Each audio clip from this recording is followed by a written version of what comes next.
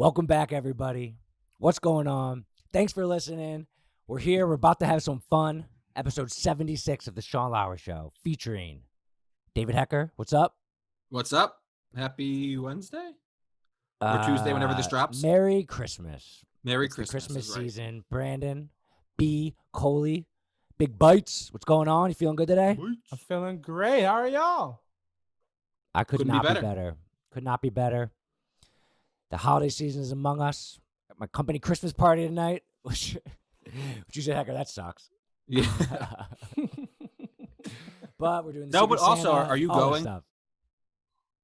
Is he going? Like to you're his own going to be there the Christmas whole party? time. I feel like the Well, it's at boss my is house. like He can't so leave. you can't really leave. I feel like the boss. It's usually like nobody wants Right. to. Once like, the get boss drunk with their leaves, then boss. they can actually have Right. fun. Yeah. Right. I mean, what do you want me to do? I live there. So one Let's girl's just not hope there's coming. no. I really COVID. wanted her to come. You want Sierra to come? Well, she's not coming, but Brandon will be there. It's going to be great. And, all right. You do your homework for this podcast?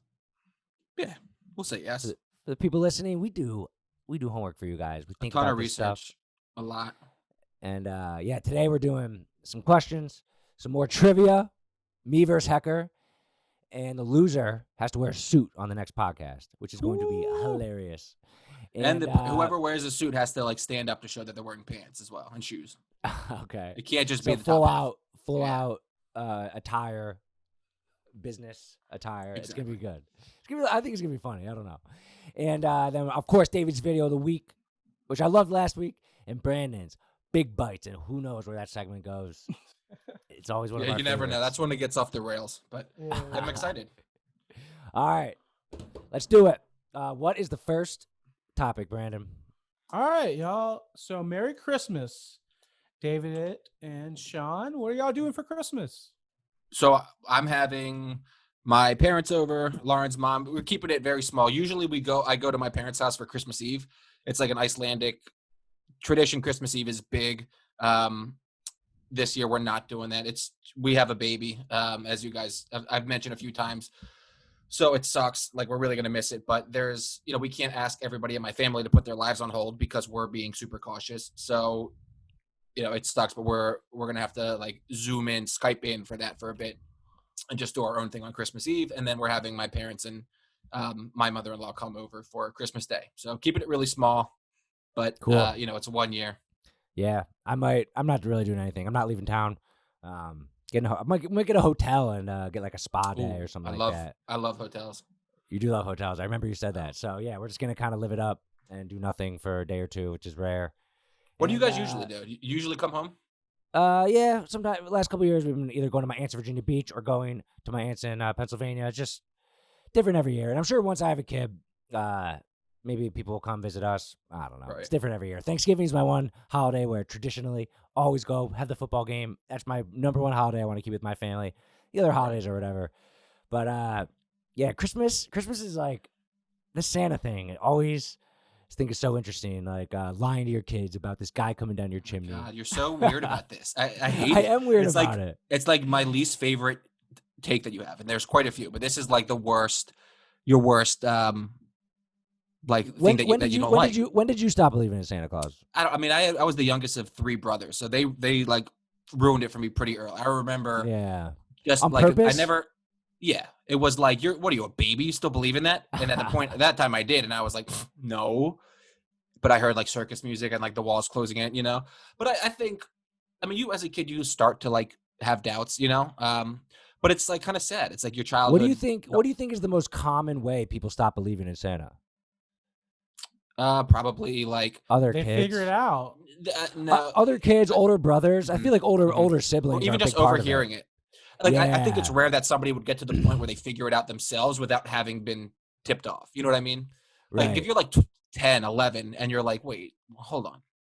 The reason I Down our like it and don't like it and like I'm just fascinated by it is because in a young person's critical thinking life, as their brain's developing, like you start to find out if you're somebody who goes right to the truth or somebody who it kind of ignores the facts that they don't want to. You kind of like, if you're someone who's direct and says right to your parents, "Hey mom, I don't believe in Santa. What the hell? This is lie." Or if you're someone who kind of like lies to your parents and like kind of believes, or like I think it says a lot about someone's character at a young age about how they approach Santa Claus. And But like it's you can teach interesting. them that when they're like 11 or 12. You know what I mean? Like let a kid be a kid.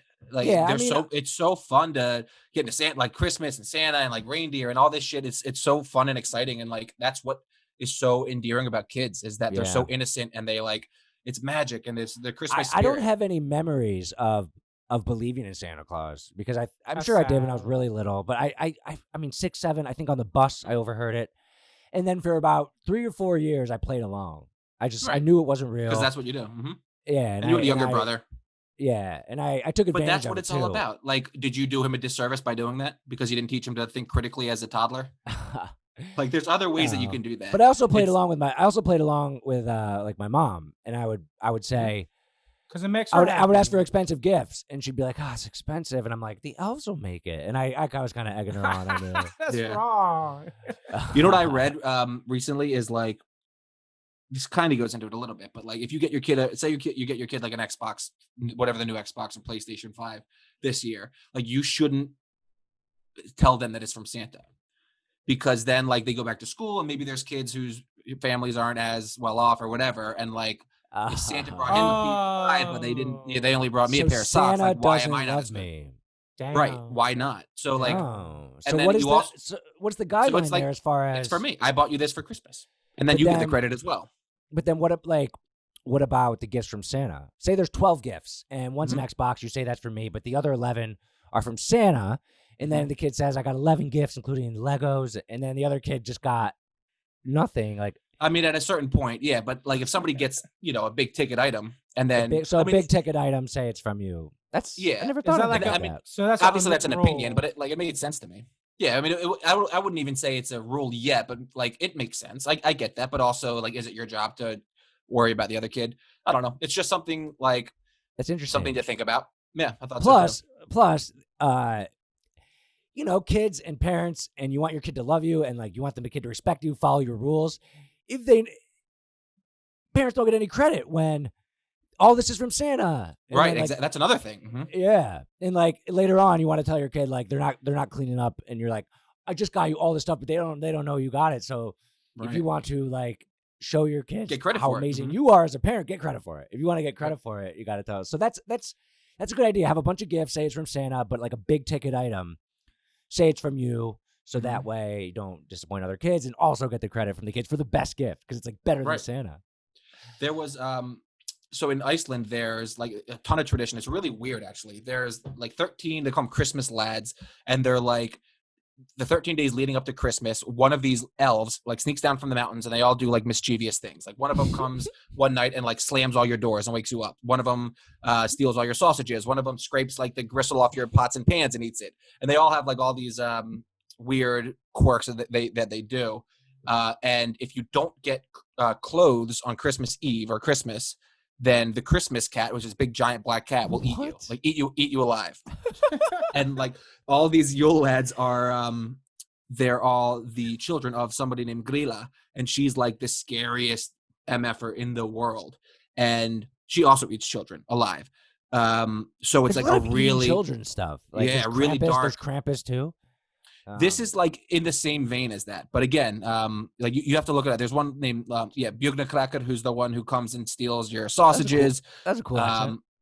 Yeah, there's 13 of them, and they're all like really super ugly. Did you ever see the movie there's- Eurovision? It's with Will Yes. Ferrell, Yeah. No. With Anna they Faris had- or Rachel McAdams. Rachel McAdams. Yeah, basically they have like I think that's from up north somewhere too. Like I think that was Iceland- filmed in they're yeah. They're yeah. Icelandic. Yeah, my Right, mom loves right. it. Yeah. So yeah, they yeah. pray to the gods, which are Mhm. basically these like little elves that live in the house. Yeah. And at That's the end of the movie, it kind of goes the off the same thing. rails, and the elves like kill somebody, and it's like, but it's that's It's cool, interesting. though. It's interesting they how it's get- kind of it's Christmas, but it has a Mhm. little bit of a different twist on it. Very much so. And there's like you leave Do they your still have shoe. Santa? Yes, sort of. Again, it's like how Krampus is like a dark Okay. version. It's not like jolly, holly jolly, everything's good. It's like you get eaten if you're bad or if you don't get clothes. Even if you're like poor and you don't get clothes for Christmas, the kids are like, well, Guess you're we're gonna get getting eaten by a eaten. Christmas cat tonight. Giant cat's gonna come eat you alive. So it's Christmas really cat. it's scary, but it's cool. Like on Christmas Eve, you dance around the tree together. I've been in Iceland for Christmas Eve like maybe three times. Most recently, I guess 2017 into 2018, we went for Christmas and then New Year's, and it's like a lot of fun because everyone gets into it. It's really dark there and cold at this time of year, so like you got to drink and have tradition, or else you get depressed early. I think more earlier than you would here. Like the sun rises at like 11 a.m. and sets at like 2, so there's only That's a few crazy. hours of sun. That's crazy. But it's cool. I like that part of. They might my be family first. They tradition. might be first on Santa's stop up there near the North Pole, We're or close last. to it. I don't know. So I was there for Y2K, and remember all like the hype around Y2K. People were afraid Yes. that everything was good. So I got to experience it like 5 hours before my friends back home. So I Okay. remember this was like primitive, like Page email. them? AOL. Well, basically sent them like a. I don't even know if they sent it. Like I typed it out, and my cousin said he was going to send it, so I don't even know if he did. But it was basically like, "Don't worry, we're all good. Like, just business as usual. Keep plowing ahead. You're going to be fine." So it was fun. That was the rise of Alex Jones, Y2K. He was like the leader on that conspiracy. I learned later. And he was like completely wrong, and then Yeah, he was everyone's still like, completely "Yeah, but like, pay attention to this guy." wrong. He was right What he about a few said- things before he got real off the rails. What are you saying about frogs? Like, I think he's got There are something some there. gay frogs out there, yeah. Gay ass frogs.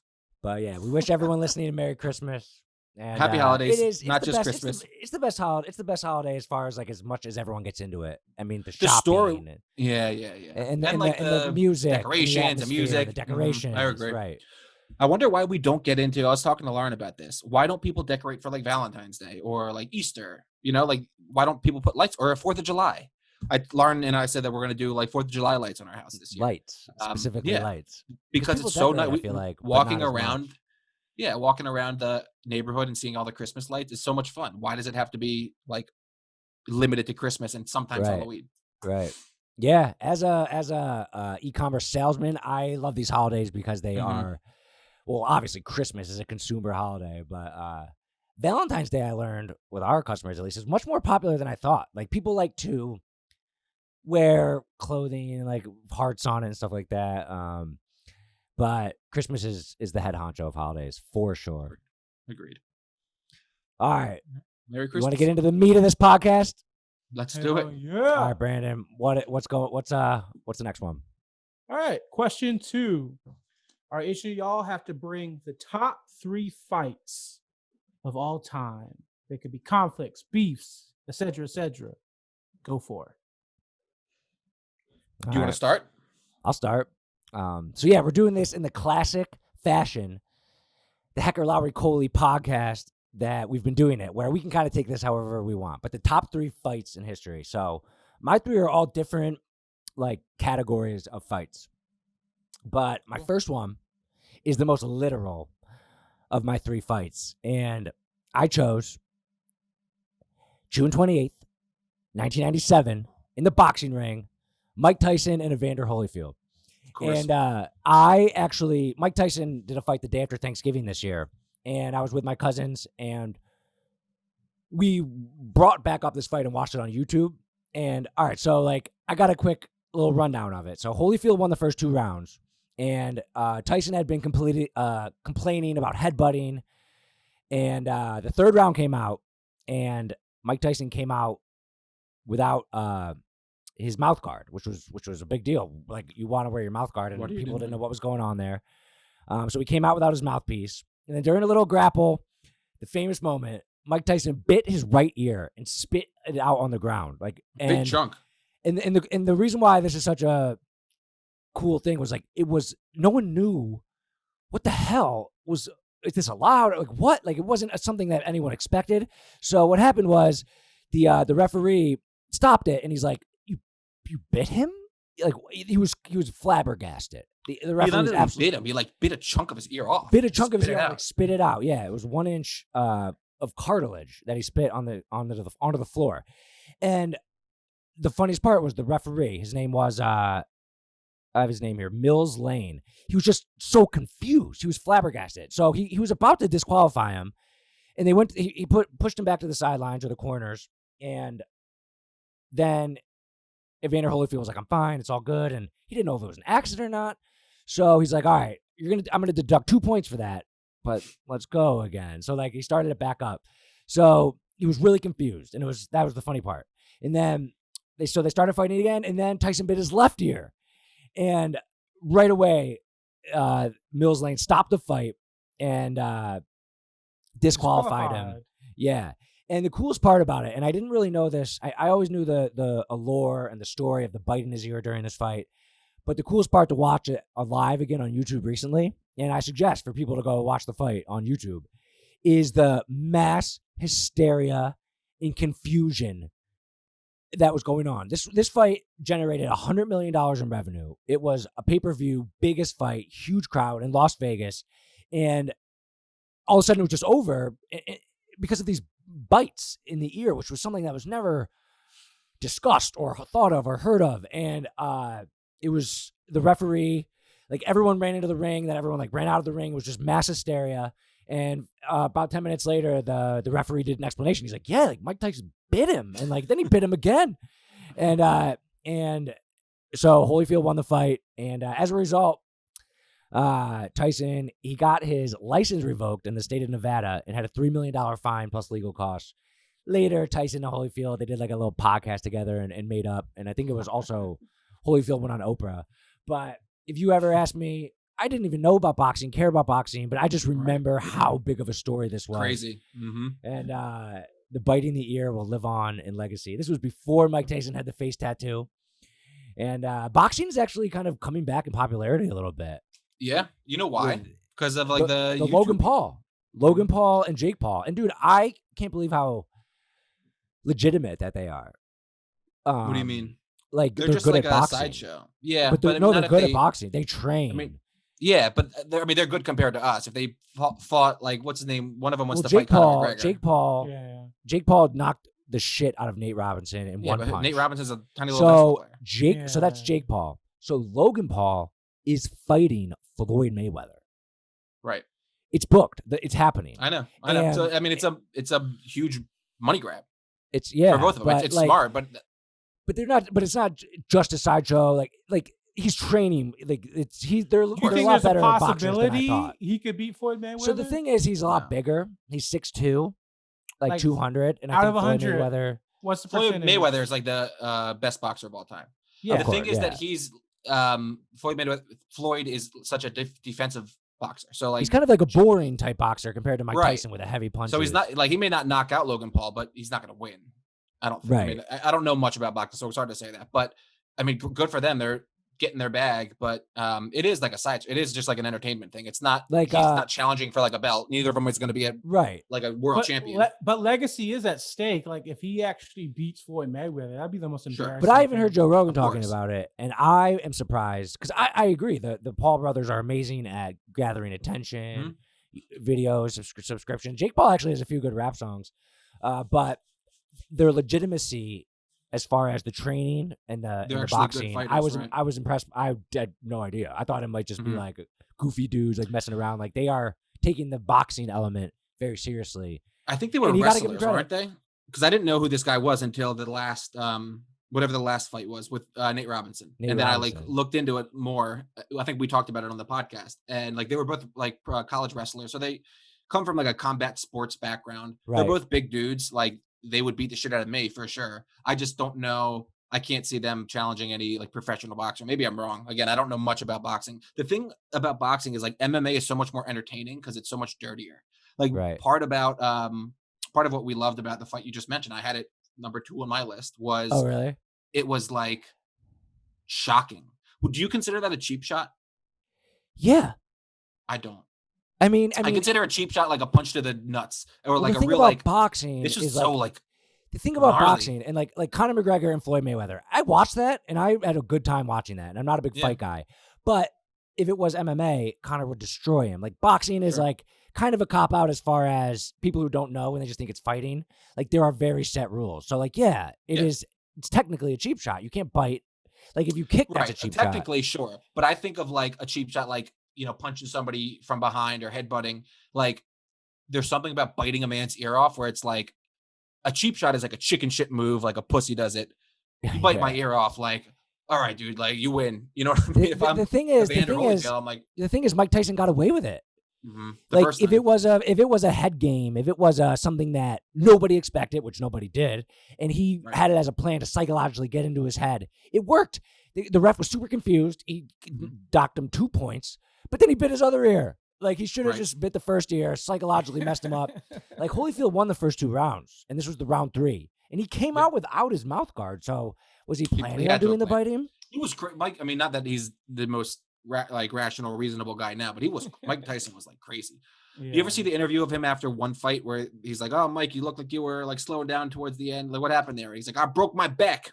He just stares at he's like, "What?" He's like, "Yeah, my back is broken." I came out and he's still, it's like, I don't know what to think about this guy, but he's absolutely juiced up on entertaining, something. electric. He has that Amazing. element of, and I don't think it's like strategy at all. He's just a wild dude, and Crazy guy. and Mhm. so He's a he's obviously dog. had all his past, but then he went to the phase in his life where he started a weed farm, and he got super chill and super meta and relaxed and meditation and smoking weed and loving everybody, and then recently he got back in shape and fighting again. Like I think I don't know if he crazy. needed money, but it seems like they did it for the money. And did you watch that? Roy I Jones didn't even. and Mike I Tyson? like YouTube a couple minutes. They I look- heard it was a big dud. It was. I mean, I don't know if it was a dud. It was like an exhibition. They weren't trying to knock each other out. Right. But it was They're weird. I just mean, trying to they're get They're trying to get paid and leave. But the thing the average fan doesn't understand about boxing, which I just am starting to kind of understand, is like the training is so like intense, and you could see in Mike Tyson's body, like like you know how hard it is to get in that fucking shape, and Mike Tyson, like a couple weeks pass or months, and he just is a new man. Like the fight is only 10 minutes or 10 rounds, however so long. tiring though. But the formation of his body in that time period is just like, damn, anyone that can do that is fierce and intense. And you got to give them credit for the training that goes into that one fight. I mean, the NBA, like LeBron lost the first game last night of the season. He's gonna be fine. He's gonna they're gonna get into shape. They're gonna, go on with the season. Like boxing, like you do all that for just this moment. And boxing used to be one of the most popular sports. I never got that into it, but during our sports life, boxing has been on the down. And there's a certain element of people who love MMA, but MMA has overtaken boxing big time. yeah. It's so much more like accessible. I don't know. It's so much more entertaining, I think. I don't But boxing really still, like watching I like fighting watching that much. boxing. No, what are you like? This isn't a cheap shot or an insult. I don't know. Do you I not just like the gruesomeness of seeing somebody get knocked out, because I kind of get that. Yeah, kind I of. like it myself, but like you get like scared watching somebody's head snap back. Kind of. Like I said it before, I consider myself a tough guy, and I am. But like I don't like the idea of, I've been in a few fights. Me and you got a couple fights in college. And like every time I get into a fight, like even with my brother or something, like I'll punch as hard as I can, but I'll punch like right around the shoulder. Like I'm kind of scared to punch someone in the face because I don't know, I'm strong, and like I don't want to, because just like we talked about last podcast, really stepping on a cockroach or stepping on a mouse, like I don't really want to feel that like bone on bone, like shattering. Like, and yes, like I was always a great athlete. Baseball, I was a little scared of that ball, like that, and that was one of my flaws as a baseball player. Great fielder, great base runner, decent hitter, but like just imagine that ball like 70 miles per hour hitting you in the cheek. I don't love crunchy bone stuff, and It's fair. I think that might be one of Makes the sense. reasons I have never been like drawn to fighting as a sport. But I'm open minded, and I love the hype up and the excitement leading towards it and the shit talking, and I respect the hell out of the training and everything that goes into it. So if it's making a little comeback with these YouTube people, like, dude, celebrity fighting, that's cool. Yeah. And I'm into it. So Tyson, Love it. Holyfield, that's my fight. That was a good one. Yeah, I had that. That was a no-brainer. You got a So that was backup? good one. Do you get that steal it Oh from yeah, me? I got plenty. No, I have. I knew that a few of these I'm sure you'll have on your list too. Okay. All right, so I'll go with the Malice at the Palace. Oh, Remember this? Yeah, 2004 dude. Pacers and Pistons. Oh my gosh. That was crazy. I remember watching that like as it happened live, and it was. I like, remember watching it live too. It was it a was like weeknight 9/11. primetime NBA game. So, And yeah, a lot, it's like it was, yep. and dude, It was I'm like getting, like, 9/11, shivers thinking the about that. aftermath of it.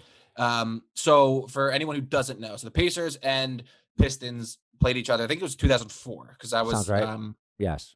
yeah, and I think it was a freshman in high school, and they had like history. I think they had gone back and forth. Reggie Miller was like right at the end of his career. The Pistons had like Ben Wallace, Rasheed Wallace, Rip Hamilton. It was two good teams. I think the Pacers were like loaded last year. They should have won. They might have The played each Pistons, other in the playoffs the year before they or something did. like that. The Yeah. Pistons should have, or the Pacers should have won. Pistons beat them, end up winning the championship. So there's already some bad blood. And I think it was like not necessarily a blowout, but the Pacers were going to win relatively handily, at like by like 10. The game was winding down. Over, and Ben Wallace goes up for a layup. Ron Artest comes in with like a relatively hard foul, and then there's a scuffle there, like a regular basketball fight. That's fine. And as tempers are flaring, Ron Artest goes to the scorer's table and kind of kicks back, and he's like, being Ron cocky. Artest, he's being cocky. He's like, pretending to yawn or whatever. Right. Things seem to be dying down, and then a fan throws a like cup of beer or something at Ron Artest on the table, hits him right square in the chest, and you see like the look of like just pure rage in his eyes. He goes up 5 rows deep into the stands. That's the moment where history was made. Wheels he took fell off, one step into that stands. Yep. Craziness. And then Jermaine or so Steven Jackson. But right follows. here though, a grown man, NBA player in his jersey after a game is in the stands fist fighting a fan. A fan. That has never happened in sports. And then Steven Jackson goes up. I remember Reggie Miller wasn't playing, but he's like trying to hold people back. And there's just a melee. There's just absolute madness. And my favorite part about this was the announcers were like, they were like on the verge of tears. People were treating it as though it was like 9/11, a national tragedy. I think the reaction was appropriate. Yeah, I think so too. But it was so outrageous. Did you know, before I keep going, in like the 70s, the Boston Bruins, the hockey team, did the same thing? Really? They climbed over the glass with their skates and full That's gear hard on. to do. Chase down these guys in the stands. And this guy, Mike Milbury, who's still like NBC's like one of their golden boys as it comes to breaking down hockey, take a guy's shoe off and start beating him over the head with it. I didn't know 3 or 4 Bruins in the stands with skates on. Like, that's dangerous. And I'm pretty sure they just like finished the game. Ron Artest, Steven Jackson, they were suspended for a full year. This has been like a smudge on the NBA's record forever. But it was so outrageous. And then, do you remember that guy that looked like Turtle in the Pistons? I was just going to say that. That was amazing. I saw Turtle. Jerry Ferreira is his real name, Turtle from Entourage. I saw on Twitter because it was just the anniversary of it. And he's like, this is my yearly reminder that this wasn't me. Yeah, this wasn't that me. It looked just like him. It looked just like him. But good for that guy. He like squared. He's a little meatball. He squares up and he just squares up. Yeah. And somehow he eats a punch from. Was that against Steven Jackson? I think so. Or Jermaine O'Neal, one of these two. Either way, this is a 6'5" NBA strong athlete who they stretched. Like they were warmed up. Like these guys in the stands drinking beer, like with their jeans on and their belt hanging a little low. Like they were just kind of like. And it's funny to see what happens it's funny to see what happens when like the wheels fall off and things get out of control because like fans were storming onto the court and just like watching. I think some fans probably just much beer everywhere. It was like raining. And then I remember they like Reggie Miller and some coaches I think were like shuttling Ron Artest to the locker room through the tunnel, and there was just like beer and popcorn, everything getting thrown at him. I mean, it was outrageous. Dude, that was insane. And that's when I think Ron Artest, because Ron Artest had already done some crazy shit before. But that was, I think, when he like cemented himself as like, this guy is an absolute wild card. Yeah. I also think that's when a lot of stadiums stopped selling beer around the third or fourth quarter. Oh, really? That would make sense. Yeah. I always, last time I went to a live sporting event, it's been a while. I remember getting pissed. Like, can't get a beer? Like, and I think a lot of rules changed around then because I mean, everyone was probably wasted. And I think they definitely that arena, I think they stopped selling it around halftime or early third quarter. I don't know if we said, but it was in Detroit. Another crazy thing is like Rasheed Wallace, like didn't get involved. You know, like some tough dudes. Ben Wallace, Rasheed Wallace, they both just kind of stood. But I think Rasheed Wallace is a Philly guy, so shout out him for letting cooler heads prevail. But it was and like Larry Brown. It's also funny seeing the coaches. I think it was who was the Pacers coach? Larry Brown was the coach. Maybe I think it was George Carlisle. Carlisle? I think so. I could be wrong. But it was, and Larry Brown was, and it was just, it was wild. So that was a great fight. That was amazing, dude. That's up there. I didn't think of that one. That's an epic moment in history. Like transcends sports. Just fighting the fans. Oh my God, dude. Crazy. That was before social media. Imagine if Twitter existed then. Dude. How much fun it would be, like all the fan video. Oh, it'd be awesome. That's a good one. So, thanks. All right. All right, my second one. I'm starting to get a little reputation here of taking some liberties with these, right? Okay. But my second one is the fight that I'm referring to is World War II. Obviously, I love World War II. I'm a history buff with it, but I'm not. Here's my thing from World War II. So the fight's World War II. The story is, all right, so there's an 1,100 man unit called the 23rd Headquarters Special Troops, and they were known as the Ghost Army. Do you know about the Ghost Army? No.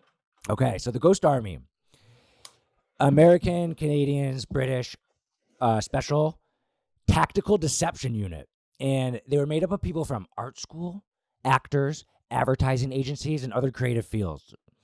And they had one specific mission, and what they did was they were a tactical deceptive unit. So what they had in there, they didn't have guns, they didn't have bombs, they had inflatable tanks, fake radio sounds, and they set up a stage. So they had inflatable tanks, inflatable planes, and they recorded the sounds from the actual troops, and then they played it. So the point was so this was in Europe after D-Day, when the Allies were kind of like closing in on Germany, and when there were battles, the Germans would fly their planes over, and they would scope out where camp was set up, and then they would plan accordingly. So Patton, who was the general, he started this unit, and what they did, they made fake camps, so that to deceptively make the Germans think that they were in one area, but really they were in another area. So the planes would fly over, and they would be like, okay, we know where they are, we know where they're coming from, but really it was just inflatable tanks, inflatable planes, fake runways, and fake sound. And if this unit ever would have gotten to war, they would be dead. It would be a bunch of art school guys and actors, but it was all fake stuff. So they had fake bases, and I just think that's the coolest thing. And they go. What's your comment? I'd never heard about this. I know, like, for D-Day, they had like intentionally had plans intercepted that they were going to be post D-Day. Right, but it's like kind of a similar. It's like trickery and deception and deception, right? Like it's taking it to the next level. Yeah, D-Day. The whole thing was they waited a year, and they kind of send signals, and the Germans did not know when or what beachfront they were going to attack on. And Hitler tried to put up like guns all across the beaches of France, but like you had to start somewhere. So there was deception involved there, but this took the deception to the next level. So they staged more than 20 different battlefield deceptions. Mm-hmm. And they often operating close to the front lines. Rubber airplanes, elaborate costumes, radio codes, speakers that blared pre-recorded soundtracks into the forests of France. And nobody was allowed to talk about this. And no one spoke publicly about this until a museum released the story of this in 1985. 1985. So nobody knew about this till 1985. And they're known as the Ghost Army. And they were an 1,100 person unit, and all they did was sit around with fake airplanes, fake tanks, fake runways, fake sound, and they did it to trick the Germans. And I always thought that was the coolest thing. It worked, yeah. It worked. I was trying to look for like what battle it made the biggest difference in. Mm-hmm. I couldn't find like one moment that you can point to. Was like I could point to, but it was over 20 different deceptions where they took it down, they set it up, and then the German planes flew over. And then it was like strategic, like so the Germans would kind of position themselves here, thinking they're coming from here, so they could take right. And then if you have 50,000 troops versus 50,000 troops, that's going to be a fight. But if you can make it 50,000 troops versus 10, and 30, and you're going to then it's 50,000 versus 30,000, and you got them to move 20,000 troops because they thought that you were coming from this direction, so they positioned them differently, and then you hit them, and then it gives you that advantage of 20,000 troops. And it was all art students, actors, people from It's amazing. advertising agencies, and it helped us win. It helped us win the war. And I'm sure it, like, you start second guessing everything. If Right. so like even when you're on the right track, or you're actually on the scent of the Right. Allied forces, it's like, oh my Is it God, real? now I is it don't real? think Right. the That's Germans crazy. ever Knew. So they never. Yeah. I mean, and nobody knew until 1985, which is another part of the story that is fascinating. I don't know why they couldn't talk about it. Right. Maybe Yeah, afterwards. because Maybe they didn't want to. still Maybe they didn't want to give it away for any future wars. right. But then around 1985, I guess, like nukes, and after the Cold War, and after all right, we can talk about it now. But all the 1,100 members kept a pact not to say anything, not to release it to the public, and so I love World War II. I am obsessed with it and know a lot about the tactics and the timing. But that story, that's a crazy one. Is wild, and I love it. I'd never heard of that. That is wild. I love hearing about how war is crazy. World War II changed a lot for many reasons, but hearing the mental warfare and outsmarting people, and that's awesome. Yeah, there's a lot of stories about intercepting codes, Morse code, and then if someone intercepts your code, there was a lot of that in the Pacific with the boats. That was they played it against each other, and right. But yeah, it's a big. And then with the intelligence and the interceptions and the codes becomes a lot of allegiance issues, like a spy within a spy within a spy. That double agent, double agent. So that part of the war is fascinating. That's crazy. So the Ghost Army. The Ghost Army. Ghost Army. That's a badass name too. Yeah. That's awesome. All right. Well, you learned something new. I don't have one that I think I'm gonna school you on, but I like that one a lot. All right. So for my number 2, I'm gonna say Jay Leno versus first David Letterman, and then Conan O'Brien, because he kind of screwed over both, but obviously more so Conan. It's a good one. So when Johnny Carson was nearing retirement, David Letterman was his heir apparent. He was the late show after, the late show after the Tonight Show. This is Johnny Carson, right? you said. Right. Okay. Johnny Carson was nearing retirement. David Letterman was the heir apparent. He was supposed to take over. He had the time slot right after him. This is all NBC, right? Right, at that point. Okay. And then, did you watch David Letterman much? Not really. Top 10. So he's just, I guess, comparatively speaking, edgier. He's so funny. Comedians love him, but he's a little bit darker, a little bit edgier. And the powers who be decided that he was a little bit too harsh for that show. Okay. So Jay Leno swooped in and took it, right? And that kind of created their feud. And I think Letterman went to CBS then. He did. Yep. Okay. And most people, I think, this is my own bias. David Letterman had an awesome show. Jay Leno was kind of a fraud and not very funny.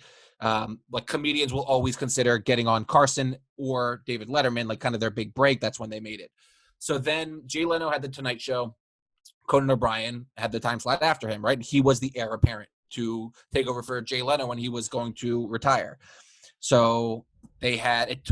I remember they went back and forth between when he was going to retire, but eventually he did.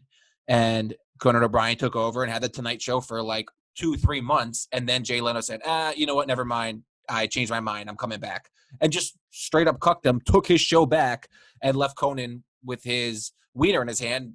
He had nothing to do. Yeah. And it was just such a scumbag move. And Conan O'Brien was just the innocent victim here. And I also read that he, when he took over for him, he had great numbers, and then they took away his lead-in, meaning the show that leads into it. And he had a great lead-in for a while. And then once Jay Leno wanted to maybe return, they were like, all right, let's change the show that leads into the Tonight Show so that the ratings drop off. That's a big deal. Your lead-in is a big deal. Right. So then they had some numbers to point to, oh, well, you weren't doing so well. So then Jay Leno just came back and said, screw it. I'm taking my show back. Conan O'Brien had to go to TBS. That was a we all know what happened from there. That was a huge deal. I didn't know that. I didn't know that's why he had to go to TBS. By the way, when you say we know what happened from there, what do you mean? He went to TBS. There's Tonight shows. I don't think I love Conan O'Brien. I don't think that anyone's going to say that his show is going to compete with the other ones because they're on network television. He's on a cable channel. You know what I mean? And now he went from an hour show to 30 minutes, and now he's stopping his show. He's going to do a sketch comedy thing. Dude, I love out of all those people, Conan's my favorite. Yeah, I love One- Letterman, but Conan's great too. So I never watch talk shows like at night. Now I like Mhm. watching them on YouTube. I've been on a huge Conan kick lately because YouTube keeps feeding you the things that you're watching. Yeah. One of the things I love that Conan does, I never ever watch talk shows when the guest Yep. talks interviews boring. I like the first little bit. Jimmy Fallon does like little jokes and comedy. Monologues. Sure. Conan does like bits, and they're fucking funny, dude. Like he'll His like skate- pre-recorded. No, not pre-recorded with a Okay. live audience. Conan has this thing called the Audiency Awards, and he does like he makes fun of audience members who look like certain people, and then he went through this stage like I think it was like 2010, 2014, where he would use his writers and he would stage them in the audience, Yeah. and he would always do bits with like the audience was someone in the audience was staged, and they would do jokes about that. And dude, it's the best. It's like a sketch comedy, but it's a talk show, so that's part of the joke.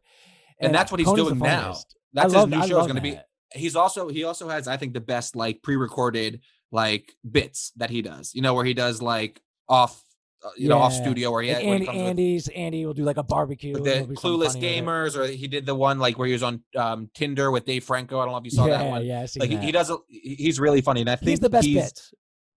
He does, and he was like a super respected writer. He wrote for The Simpsons. He's a like writer, right? kind of like a comedian's comedian, similar to like a John Mulaney, Right. who was recently in the news. But he was like behind the scenes of SNL, Tina Fey.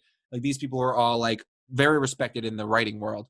And he was like a good dude. Everyone was happy for him to take over, and Jay Leno just couldn't let it go. He's like kind of eating crow a little bit, but from everything that I've read, Jay Leno's just a dickhead. Him and David Letterman didn't get along because he's kind of a phony, from what I understand. And then this Conan, like you imagine Conan O'Brien getting angry. You can't really like imagine, right? it. Like he's a nice guy. He's funny, like witty, like nice mannered, and like he was put in such an awkward situation.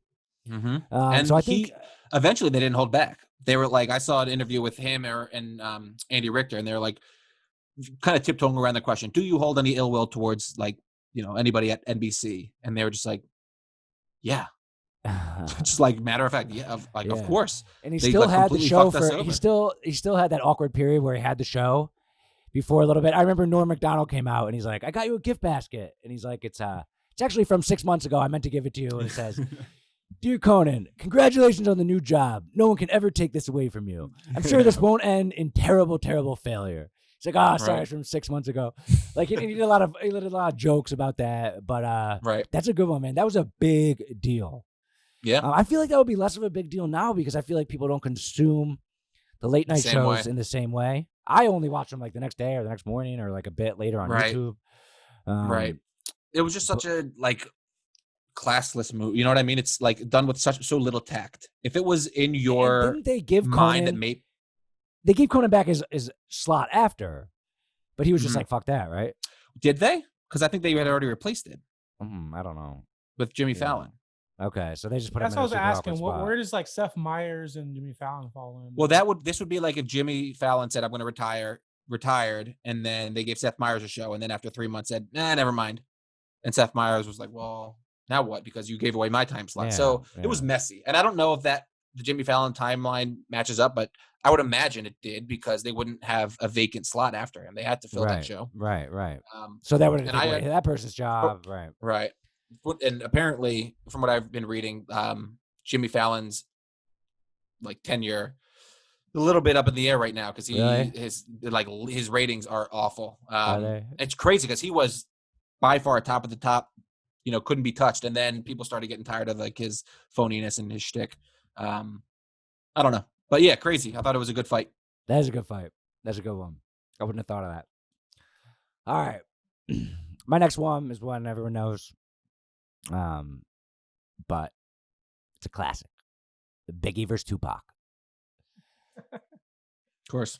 Yeah. Biggie versus Tupac. In 1994. Well, they were friends. And then they were hanging out in 1994. Tupac got shot in the lobby and thought that Biggie had something to do with it. Biggie was like, if you ever seen the movie, the like Hollywood movie they made about Biggie, they really made Tupac look bad. And Biggie just be like, I didn't do anything. And he never They were friends. This shot got fired at him. He thought it was Biggie, and I don't think it was. I don't know. But then he joined like Death Row Records, which kind of started this East Coast West Coast rivalry, and that's when it really went off. And then there was never proof that Biggie knew about that incident. A couple months later, though, he did put out the song "Who Shot Ya," and that was like kind of going into it a little bit. And my favorite line from it, and so then Tupac claimed that he slept with Biggie's wife, Faith Evans. Yeah. My favorite line is, "I fucked your bitch, you fat motherfucker." And like, That's not even. It's like before the song even starts. yeah. And that's like when I was like thinking if I should do this, I was thinking about that line. I was like, all right, I'm gonna go with it. "I fucked your bitch, you fat motherfucker." And like I just love that line. And then so September 7th, 96, Tupac was shot in Las Vegas. 60 days later, exactly 60 days later, in Los Angeles, Biggie got shot, and neither murder has been solved. They're both cold cases. They're both unsolved murders. People have no idea if it was fans or groupies or close members. But damn, like, I like beefs. Beefs are cool, especially in the rap world. And just less, it's a little not more, when it ends like this, unfortunately. yeah, like you know, it's like more it's a sad little when it bit ends more, in murder. I think people like took a step back, like, ooh, Yeah. all right, like let's agree to not kill each other, Right. but we can have beef and like sell records, but right, because it sells records. let's It's cool to maybe have don't shoot rivalries. I mean, somebody. we like sports. Sports, one of the fun parts about it is the Cowboys versus the Eagles and like rivalries. Like, of course, people Right. like that stuff, and it helps sell. It helps people talk about it. Helps have people get into a side that's innocent. But like when it comes down to But murder, if Troy Aikman killed Randall Cunningham, it'd be like, whoa, yeah, Troy, like, yo, come on, yo. man, Like- keep it on the field. It was as big as if like Kanye and Taylor Swift shot and killed each other. Like that's how big Yeah. of So stars cross they that one Again, off. were. there's Yeah. no proof that they like did it to each other like on purpose. Right. But they were friends at first. And Eminem Biggie- recently put out or like a couple years ago, he's like, the day I do that is the same day Puffy admits he like put out the hit that got Pac killed. Did you hear that? Yep. It's like I think And it's then later he's like, "Sorry, Puff." yeah. He says that like later at the end of the song. That's what everyone assumes, but like you said, nobody really knows. But that was like rappers were like More gangster. really actually like yeah. badass. And then there was a period of time where like rappers talked about it like they weren't, and like it was the middling period where they weren't killing people, but they were like selling drugs. Yeah. And now it's like whatever. It's just a bunch of Lil Wayne's like bullcrap. a pop star. Yeah. But Right. but there's other good Yeah. rap beeps. I don't know a lot about Jay-Z versus Nas, but that was a big one. that was a good. They were like, so Nas was like kind of like a mentor almost to Jay-Z. They were like boys, and then Jay-Z put out the song called The Takeover, and the second verse he just like rips Nas apart for no reason, and then Nas put out Ether, which is a song Ether, that starts dum dum dum dum fuck Jay-Z. Yeah. No, you ain't talking shit, man. You and it's just like he absolutely obliterated him. And it was like I think Nas was surprised and like hurt that who we thought his boy do you think was. Jay-Z did that to clout? start conversation? Because so one of my favorite other ones is MGK and Eminem. I was like into that one because I love Eminem, and I always knew about MGK, but Mhm. MGK is one of my favorite rappers now. He's fucking good, and Yeah. I learned really about him from. I think he won the Eminem versus MGK rap battles. Yeah. I think Eminem- I would agree. The MGK thing is came out that, with like, a one song, and Eminem came out with like four. And yeah, well, he had the one, the kill shot or whatever. But the thing Kill about Shot. that, like, Kill Shot was so the I best agree one. that no, Rap Devil was the best one. Oh, that you're saying Kill Shot was Eminem's best song. Eminem's best one. Sure. The thing about it, because I think the Rap Devil MGK's diss was like the Yes, best that one, was but the he best one out of also all of them. he like we know so much about Eminem because his Right. music is so good that he like tells all these stories. We don't know shit about MGK because Right. he's like less I don't think he's a material, less material to come at him with.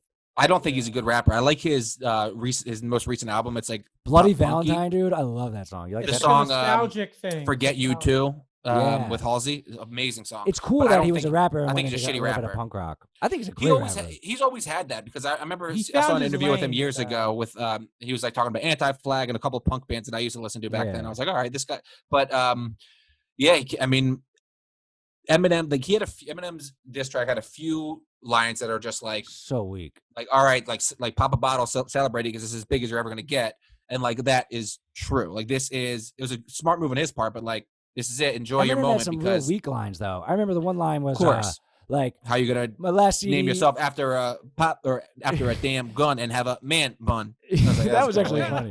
That was funny. But the one line was like, "You dissed me. It was my third album. It was really my fourth album, idiot." And I was like, "Dude, You goof. You called him a goof. Yeah. But like again, you don't know anything about MGK. Like Eminem, Right. say what you will about Eminem now, but his old music was so good. Like he had his first Eminem's 2, amazing. 3 albums. Dude, were Eminem's amazing. just came out with some new music and it's pretty good. Yeah. Yeah. One of my lines that sticks out to me from that beef was a visual persuasion, and MGK's like, "I'm 6'4" and you 5'9", and I'm just imagining like them bodying up against each other and how much bigger MGK is. But then Eminem's like, let's be real for a minute. You'd suck a dick to be me for a second, which is true, you know. But it was good. But They yeah, were good. it was they fun. Were good Yeah, songs, good raps, and the one other one, Drake and Pusha T. Pusha T. And, that was and amazing. the storyline from that is Pusha son. T tells the world that Drake has an illegitimate It's son. fucked up. Like, Dude, Pusha T's the truth. I love Pusha T. I mean, it's fucked up for sure.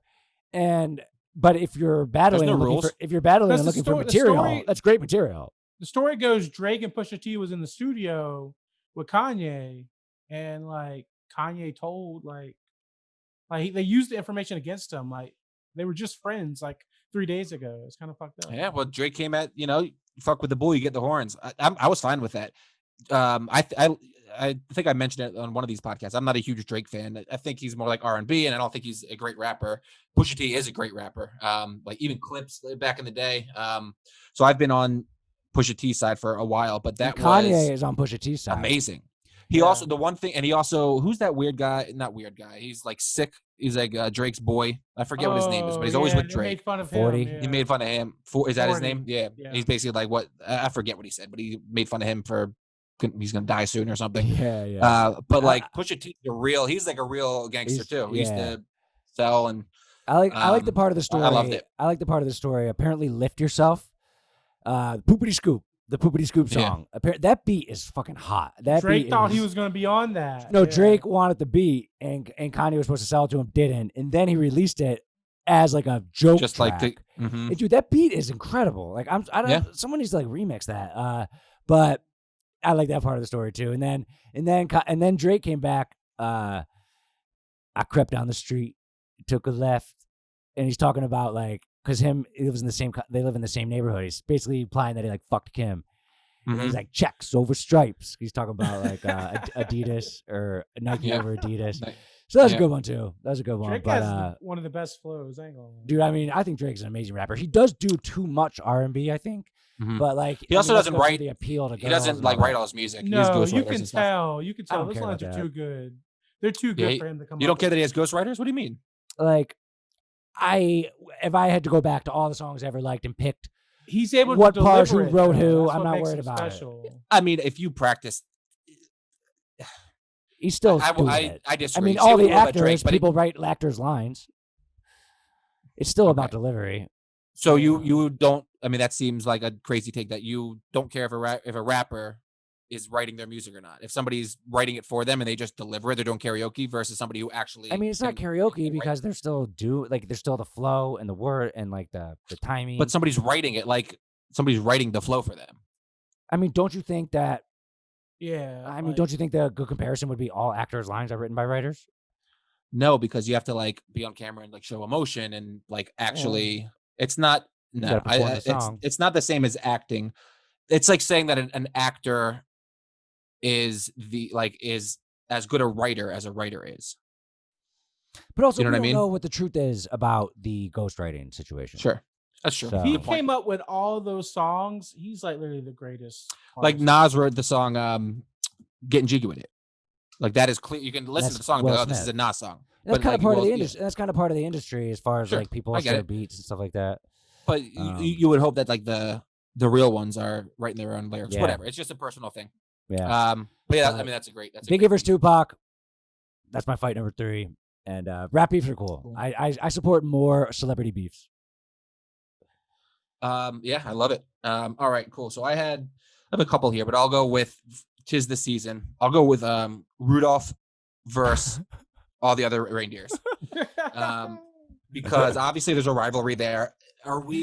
if you think about it, like all these other dickheads are just bullying Rudolph because he looks different, and then all of a sudden they need him, and like he comes in and saves the day, and we're expected to believe that all is hunky dory, and like now everyone loves him, and he's included, and nobody's calling him names, and he can play games with everyone. But we know that that's like going to be the most awkward. Like the day after Christmas is going to be the most awkward thing ever. Yeah, Rudolph's yeah. going to be like, "What the Yeah, hell, so how's the guys?" song They go? blitz It's in. Yeah, they would Rudolph let him. Red-Nosed They Reindeer called had him very names. shiny nose.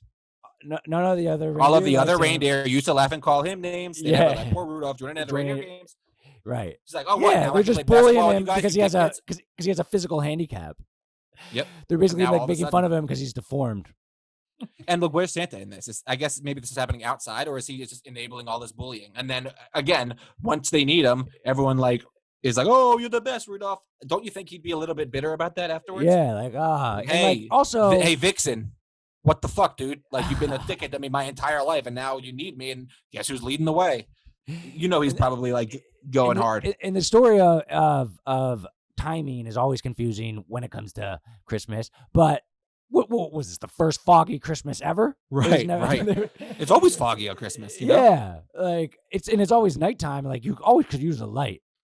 Right. Geez, and don't with you all, think like wouldn't he with need all that magic trail- Santa has? I guess maybe Santa's the one leading the way, but like I don't know. It seems like a lot to put on his shoulders after being bullied and probably having like some self-esteem issues, and that's like all of a sudden you're the man. But Lead us if you don't take us to all the houses in the world in one night. Like we can't see back here. We can't see. So like Also, you gotta be the hero. Have you ever like turned on a light in fog? Have you ever put on your like headlights in fog? It doesn't really help much. It just like makes it foggier. Yeah. So like Rudolph, if anything, he's just being like, "Oh, dude, now everyone's gonna see us." Like that's the one thing that we have to be secret and silent. But whatever, he gets the job, and now once he gets the job, everyone starts sucking up to him. I think it's a bunch of phonies, frauds. Dasher, Prancer, Dancer, Vixen, They're Donner, dicks. Cupid. They're like Dick frat brothers. Like Comet and was Blitzen. Rudolph like younger? He had a red nose. Honestly, I swear to God, going back to the Santa thing, like another thing that always flustered me a little bit was all the Christmas movies. They all have a different like take on what Santa is, what the reindeer are, how important Frosty is, the heat miser. You Without Santa Claus is one of my favorite movies, and I saw like a picture of Trump as the heat miser and Joe Biden as it's like a perfect comparison. I forget the guy, heat miser and Mr. Frost, Mr. Snow. I don't know, but all the Christmas movies and all their portrayal of Santa all has a different elf structure, timeline, and that always like annoyed me as a kid, actually. And yeah, but that's a good one. And damn, those reindeer are dicks. Yeah, and we just sing along about this song every Christmas about bullying. Right. Unbelievable. And again, Santa is not blameless here. There has to have been signs that this guy was getting picked on. And like when I think of this, I think of like, Bambi almost. Rudolph like can barely stand up. He's all frail, and everyone's like spitting on him and being the dick to him. And then all of a sudden we need you. And he comes to save the day, and he doesn't hold any animosity. I'm not buying it. There's got to be more to it. There's some drama and infighting there. Right. I'd like to know more, but that's it. Hopefully the next generation of reindeer that have disformities, Rudolph will be accepting of them. Yep. What was on your honorable mentions? Dogs versus cats, or cats versus mice. Kanye versus Taylor Swift, or Kim versus Taylor Swift. Okay. I had Tyson and Holyfield. 50 Cent versus Floyd Mayweather. Where 50 Cent's like, dude, I think 50 Cent said I'll give you $50 million, or I'll give you $1 million if you read a page of a book, because Floyd Mayweather can't read. He's just like amazing at talking shit. And that was really that's a good one. What about you? Any pop to your head, Brandon? I didn't have any honorable mentions, honestly. So I'm glad you didn't take any of mine. Y'all did really well on that though. So thank you. Fights, baby. Good one. Boom. Big fights. Big fights, big bites. Question 3. David and Sean, bring a news story and talk about it. Who's going first? Sean, you can start. You want me to start? Yeah. All right. Let me first say that there has not been a lot of news. No. And I feel like whatever it is about Trump, he creates news. And it's not even all just about him. It's just like politics has always been nerdy and boring. And then the past 4 years, everyone was like interested on, like everyone from all elements. Now I feel like it's like going back to nerdy and boring a little bit, which is, there could be some arguments that that's a good element. Not a lot of crazy shit going on, but my news story is Joe Exotic is currently trying to sue the Justice Department from his prison. So he is in his first year of jail, serving a 22-year sentence, and he was convicted in 2019 on 17 charges of animal abuse and scheming to have a hitman murder Carol Baskin for $3,000. Which, if I was going to murder someone, I would charge more than $3,000 for sure. And if you're gonna hire a hitman and they said give me $3,000, I'd be like, ooh. Yeah, the guy I don't just know, took man. the money and then told and then him. like turned him in, I guess. Which is the right thing to do. And so I actually pulled it up when I was researching this. He put together a 257-page document. And it's funny, when you click on the link of the news story, it opens up in like a Word document, and you can see all 257 pages of this formal thing. And in this formal 257-page thing that he wrote he wants to get Trump to pardon him. He believes he has a chance with Trump, but it hasn't gotten to Trump's desk. That's probably his best bet. It's his bet, right? It's realistic. It's That's like, probably his only just shot. 2020, like crazy year, crazy people. It's his best shot, right? So in this formal 257-page thing, he self-describes himself as a gay, gun-toting redneck in Oklahoma. And he is trying so hard to get it to Donald Trump's desk. And the Justice Department hasn't put it to Donald Trump's desk. So now he's trying to sue the Justice Department for not getting it to Donald Trump's desk. And on top of this, he wrote a letter to Kim Kardashian. And he said, I know you have never met me and may never want to meet me. However, I do believe that you hold the values of our justice system dear to your heart. Please help me by just taking 10 minutes out of your life and placing a call to President Trump to take a look at my 257-page pardon. It's all the evidence that I'm innocent, and I need you to ask him to sign my pardon so I can return home to my husband, Dylan, and my father. Wasn't he caught like on camera doing like arranging this? Yeah, there's so much evidence. Don't they have like video evidence of him like asking this guy to kill him? Or no? I thought that was part of the show. I mean, he got sentenced to 22 years, and he got sentenced to 22 years in prison in a real court of law. 17 counts of animal abuse. I mean, the animal abuse is clear as day. Yeah, they found like dead tigers buried in it. I actually didn't like that.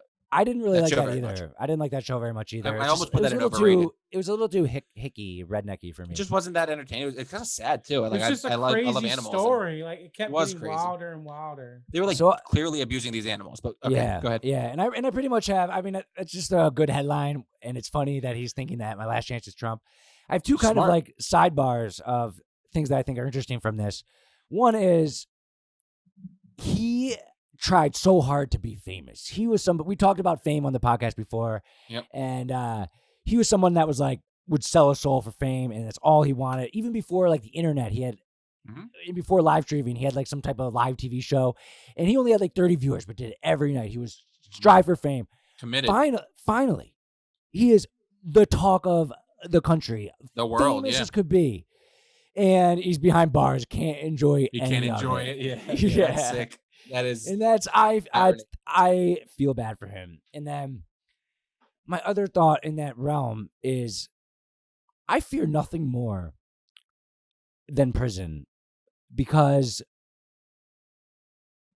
I'd rather die than go to prison for the rest of my life. And I think a lot of people, maybe half would agree with that, half wouldn't. The idea of getting my freedom taken away, it scares me so much. And I trust the justice system. I do. And it's just, I feel so bad for him being in jail. I mean, there is a place in society for prison. If somebody's going to be out on the street murdering people, we can't have them out on the streets.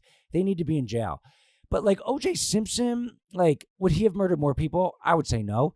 Like, I feel, I feel bad for him having to go a big if you fine. Well, he didn't go to jail for murdering anyone. So right, that's true. That's a good point. Went to jail for selling fake merchandise, or stealing back his own sign stuff. But I use him as the example of: is he a harm to society as far as innocent lives if he's not in prison? If he got released, if this guy got released, he would absolutely He'll go try to back kill his Carol old Baskin. ways. For sure. Yeah. He would 100% go right to Florida and try to kill Carol Baskin. Okay, and that's no doubt. That's He'll have fair. a camera on him right when he get off. That's fair. Right. I just feel so bad for people in prison. You want to know who I like?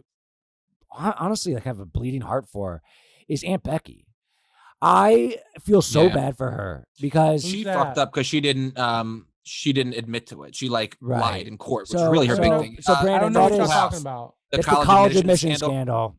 She basically paid and lied to get her daughter into college. Her daughter didn't really want to go. I don't get that because don't all rich people do that? Like, so I guess I think they definitely used her as an example, and she went a little extreme, putting her on the rowing team where she never rowed in her life. Yeah, so that is a little extreme. I think things that celebrities or rich people have done in the past is make a donation to the library, or something like that, and then they get them in. Also, it was USC. Yeah, right. Like, not like she's getting into Harvard or like even Notre Dame. Like, USC is not that good of a school. I mean, it's right. It's not Ivy League as far as the standards of admission, letting people in. But still. But she's in prison. Like, I just imagining Joe Exotic behind prison bars, thinking about knowing that he's famous out there in the world and he can't enjoy it at all. And then that just makes me think about other people in prison who aren't going to harm society if they're out. I believe in punishments. I believe in repercussions for bad behavior. I believe in fines. I believe in I do feel bad for people who are in prison who aren't going to be stabbing people in the street. I feel bad for people that are innocent. I feel bad for people that are like unfairly punished. So if you got caught selling weed and you're in jail for 30 years, those stories are obviously awful. Joe Exotic's like a piece of shit. Like, he killed tigers. He treated these animals really, really poorly. He was awful, a terrible guy. I think that he totally deserves to be in jail for 20 plus years, for the rest of his life. Dude, he was such a scumbag. And he tried. And Carol Baskin's a scumbag too. She should be in jail as well, not just for murdering her husband, but also for, again, abusing these animals. But if you can't go around trying to arrange murders. Like, you just can't do it. So you can't be like, I mean, you know what, dude? That is a fair law. We'll let you go. You can't arrange murders. That seems so. Sure. I actually think about how much I do love and respect the justice system and believe in it. Like, I shouldn't be the one making the rules. It should be the justice system. Just because I feel bad for Aunt Becky doesn't mean that I don't trust the court to make the decision over me. But in the grand scheme of things, I'm sure Aunt Becky's in a pretty fluffy, prison cell. I hope so. You'd have to think. Joe Exotic, on the other hand, well, he's probably having a fun time in there banging dudes. And also, he's got that disgusting. Did you ever see the trailer? Like, did you just watch this show? Yeah, he lives in squalor. Like, this has to be a step up. He gets 3 square meals a day. He's got clean sheets and stuff. Like, I think that he's doing okay. They never go into deep in that show is the meth. Like, the meth is obvious because of their teeth. And that's how he got 2 husbands and turned the one handsome dude gay. It seemed like meth was how he did that. They never really talk about the meth in detail in the show. Did the handsome guy kill himself intentionally, or did the gun just go off? I took it as though he intentionally committed suicide. I don't know. And okay, but how did you take it? I thought that's how it was portrayed. I took it as they said it. I didn't overthink it. Unintentional. But what do you mean how they said it? Didn't they say it was unintentional? But I guess now that you bring it up, I'm like, oh. They said he put a gun to his head. He put a gun to his head and it went off. And he clearly was a tortured guy who had been going through. There could absolutely be more to that story. Yeah, it could be kill himself. Could be. And they didn't say it was an accident. Really, they said he thought it was a blank. How do you know that? I don't know. Yeah, that's true. Dark red, but that was I get it. But like you said, I think that his only shot is getting it to Trump, because Trump could see this, be like, oh, this guy's an entertaining guy, I could see Trump having a soft spot. And it might be towards the base of voters who southern. All he has to do, all Joe Exotic has to do is endorse Trump. Right. Be stop the steal, stop the steal. This is if there's 250 of that 257-page document is about how Trump got duped and the election is rigged, then he's got a good shot. That should be his strategy. That should be his strategy. But any headline with Joe Exotic, Kim Kardashian, Trump, jail. Yeah. And it's just funny how he's being so serious about it. He writes this long thing. So Imagine is the my news ramblings of story. 200 pages of this guy's writing. Oh my God. I got to look into that. Yeah, that's a good one. Like you said, there's not a whole lot there. So mine is, and maybe it's impacting you more than me. Like the USPS just totally dropping the ball. Has that affected you? Like, are you worried?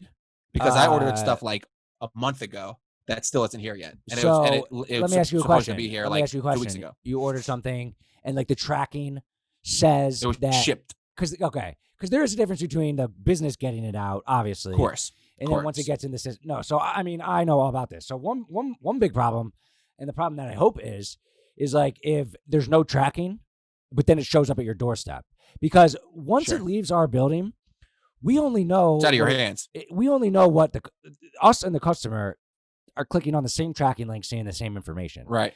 And one problem that's kind of been like happening a little bit over the past year, 6 months is the customer's like, where's my order? And we're like, we don't know. And then it shows up. So it's supposed to mark along the way of like, it got to this department. Now it's this, it'll be here Thursday. It's currently in Pennsylvania. Like if that part doesn't show up, but then it arrives, that's like the best case scenario. The post office had earlier deadlines this year for Christmas. I love the post office. I am a huge advocate of them because it's a great service, and I couldn't have my business without them. And I respect what they do. And they put out a thing this year that said the 19th. You have to get first class mail out by the 19th and then priority mail out by the 20th in order to get there for Christmas. We got all of our mail out, first class and priority, by the 19th. And we told all our customers it's out of our hands. Shelby actually sent out a nice thing to all the customers just in case, because we've been hearing about the news, where it's like a little thing that they can print out and give to the person who they might be giving the gift to that says, I ordered from a small business this year. It's like a nice little thing. And actually, once you sent that out, a bunch of customers got pissed off. They're like, whoa, like, why did you send us this? Right. Like, and we're like, it's a backup plan. It's a backup plan. I think the thing is, if it doesn't get there by Christmas, it will get there like the next day. Like, I believe that it'll all. Yeah, but that show doesn't. As a consumer, I get that from your standpoint, from a business owner. But as a consumer, it's like, well, I didn't order this to give to somebody on the 26th. Well, of course, like of course. I paid for overnight shipping on something, and it's been 4 days, and it's not here. There's nothing that we take more seriously in our company than getting the people stuff by Christmas. We plan around it all year. We staff for it. But it's out of your hands. So yes, this is out their of our fault. hands. It's out of our hands. It's a shit show, dude. Like I had, there's a package that was supposed to be here on the 18th, and it was shipped on the 14th, and it was in Cedar Rapids, Iowa, on the 16th. Yeah. And that's the last piece of tracking information that we've had. And it's just in transit to the next center. And then, in a week. Have you ever tried to like call the post office to ask them? Because you'll get nothing there. You'll get nothing. You'll get nothing. You'll get a rep who will pull up the same tracking link and be like, so it's in Iowa. And they're like, well, and then the worst thing, if you ever hear this words from the post office, just give up. We're going to open a case. That means nothing. Yeah. And a lot of the times, that package that you're waiting for, it's going to show up. But I mean, I'm not worried it won't show up. I'm worried. But it sucks when it comes about a gift. Like Christmas morning. Yeah, right. So we told all our customers, like, order early. We went out by all the deadlines. And the other thing that's funny about the post office is like I said, I love the service. They pick up from us. And like we have so many packages now that we have like the county come, and then there's like the local post office right around the corner. They only pick up from us like on Saturdays because we got like the bigger truck. But when people show up, sometimes the person is like, thank you so much for your business. Don't worry about it. I got this. And then a different person, different day, they're like sassy and they're like, I can't fit all this in my truck. I'm not getting all this. Yeah. So like we have so many packages that over this past like couple weeks, we've had a lot of interactions like that where they say they're going to come back. Sometimes they do, sometimes they don't. Then we'll call the local post office and they'll send a truck. We put out, and this was Shelby mostly, we put out a care package by both doors, the receiving door and the shipping door, that had candy, frappuccinos, like those little like hard like nice glass drinks, bottles, candy, energy bars, drinks, water bottles. We put out the works for them. Just if that goodwill could get us one more pickup. Yeah. And then the other thing that we did, which we never had to do before, was we rented our own pickup truck, our own UPS, like our own like moving truck. And then we would drive it to the local post office. So one day I went by. I think Brandon went one day with Shelby. I went move the it first off. time. Yeah. Yeah, the one time I went by myself with a full truckload, and 3 people standing there at the back door. No one helped me. Oh, So yeah, I they wouldn't know. They would like come out, roll a little cart, see me like go back in. So I had to carry an entire truckload worth of bags by myself, like bag by bag, up the door, up to the door. And I'm proud of my business to be at such a big level that like we have this like relationship with them where we just got to get it to them. But I can't imagine what Amazon's relationship with them is. Amazon's interesting because they have Amazon delivery drivers. They sometimes use Right. FedEx, sometimes use so they have a bunch of different systems. Right. They, I mean, obviously they have great logistics. Do you know the brand Chewy? Have you heard about Chewy? Their logistics is on point. No. It's a dog. It's like pet food, pharmacy, but their logistics, they have free 2-day shipping, and whatever they're doing. Did they use the post office? Amazing. And UPS and FedEx Does and it UPS? come in a Chewy box only? It comes in a Chewy box only, but I don't know who delivers it. I'll have to pay attention next Imagine time. if you're a company and you produce a product and you have to ship it to your customers. You have FedEx, you have UPS, and you have the post office. FedEx also has the distribution centers, or Amazon has like their own. So it's not always coming from Chicago or Right. whatever. Yeah. But like, imagine you say they do a good job. I don't think that they have built their own system to get things to people's doors. I mean, it's so you have to use those other services, and Amazon is big enough and powerful enough where they're already thinking about it. They got their own delivery thing. They got these drones they're talking about. They also use the post office and UPS and FedEx. Like, they're so advanced that they could probably build their own delivery system. But any company that is good with getting you their product, what it means is that they're good at getting it out their door quickly, and then I guess choosing the right service to get it to you the fastest, which is important. I mean, we only use the post office because the post office is really good for small packages. FedEx and UPS are much more. If I was going to ship you 100 T-shirts, I would use them, and we don't do that a lot. So we exclusively use the post office, which is then when I think it's funny when we have someone who's thankful and they're like, "Thank you for your business, thank you for the business." I'm like, well, I don't really have a lot of other choices. Yeah, right. But yeah, I heard in Pennsylvania specifically, like the governor or the post office, they didn't hire more people. And there's like just trailers of packages like sitting there, and I trust that it'll all get there. But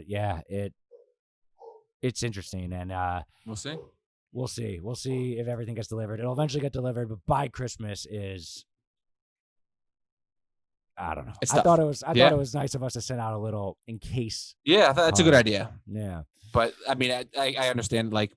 If you ordered it and you're like, well, what the fuck is this? Like, you get a little bit scared, but you get over it. It'll come. But as far as customer trust with our customers and other e-commerce, we did our job. We followed the post office guidelines, and we got it out before that. So we can always at least say that to them. Plus, we send them the backup. Plus, every time we do our live at lunch and the Diamond Club, which is our VIP group, we're always talking about, we're getting out, we're doing this. Like, and the important part with e-commerce and business is to keep your customers' trust. So we did everything on our end. We hope we retain our customers' trust, and we hope that all of our customers are opening up monograms on Christmas morning. And the post office, baby. Love it. And they should have hired more people. I mean, it's a great time to give more jobs. It's a socially distanced job in your own truck. So, yeah.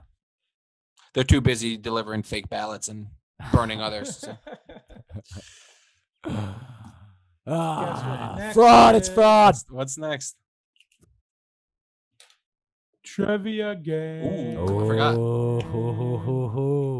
So last week, David provided the questions for me and Brandon, and I think I won in a pretty. It was a maybe 8-3. It was a pretty comfortable win. Yeah. I'm excited for this one. Let's do it. All right. Loser has to wear a suit on the next podcast, which I think is going to be hilarious. But that's the punishment. All right. So each person is going to get 9 questions. There's 2 sets of questions. So there's an A and a B. Which set of questions do you want, Sean? I want A. You want A. Okay. All right. So each question you get 30 seconds. And if you do not get it, the other person has a chance to steal and has 15 seconds. Are y'all ready? I'm ready. Yeah, let's do it. So I'm first? Since you picked your set, I'm gonna let David go first. Okay. Okay. All right, David. I'm about to press a start and all right. In what movie did Robin Williams dress up as a woman? Mrs. Doubtfire. What? Correct. Are these going to, This as is far as the pop culture. categories? All right, so this we're is starting pop with pop culture. culture. Okay. Yeah. All right. Pop culture. Okay. All right, Sean. Who played the Penguin in Batman Returns? Danny DeVito. Correct. Okay. Okay. Okay. They were on the same level. All right. It's gonna get a little harder. All right, David. Who was standing beside Kanye West when he said on TV, "George Bush doesn't care about black people"? Mike Myers.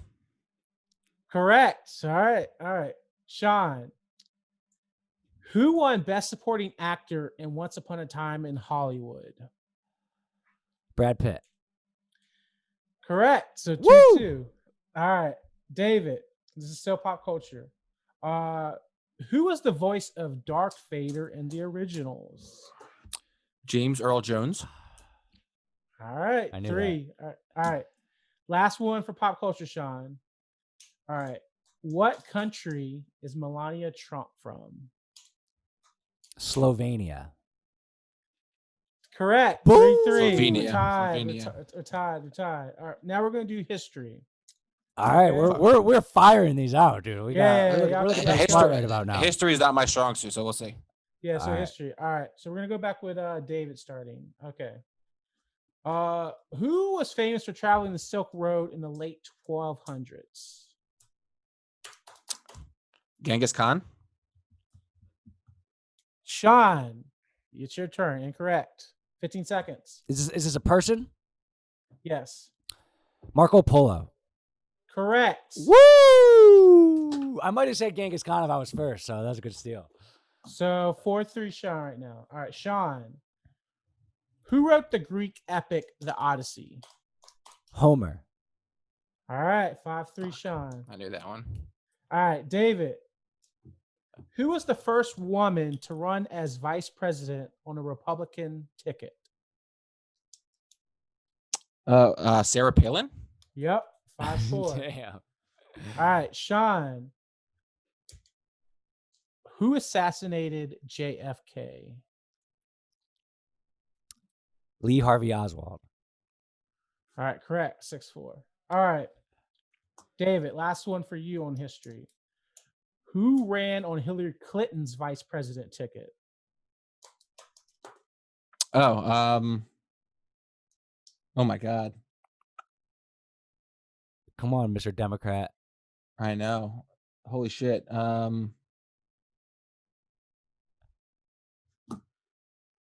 know. Holy shit.